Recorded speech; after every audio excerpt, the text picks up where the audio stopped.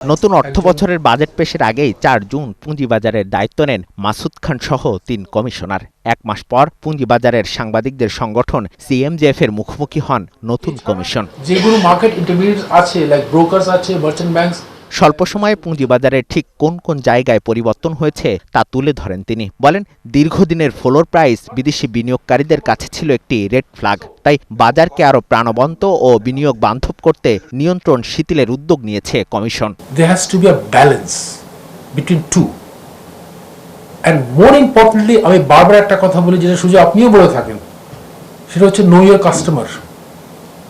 যে লোকটা margin lending করছে, সে যদি মনে করে যে he is a very good customer, he তো দেবে সে মার্জিন, আর যদি না হয় সে দেবে না।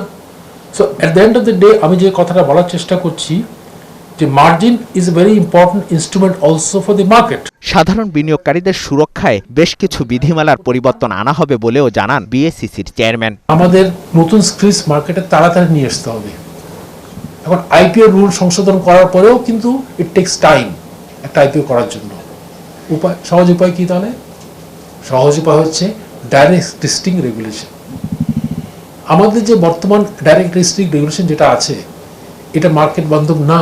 এটা শুধু বলা হয়েছে সরকারি কোম্পানি করতে পারে। এ সময় বকেয়া জরিমানা আদায়ে আদালতে বিশেষ বেঞ্চ করার উদ্যোগের কথা জানান তিনি। বলেন, বন্ড মার্কেট সক্রিয় করতে কাজ করছে কমিশন। যে কোনো বন্ড আসবে, আমাদের শর্ত থাকবে যে this has to be publicly traded. Point number 1, clear cut, কোনো মাফ নেই একেবারে, so that they are encourage to come to the bond market.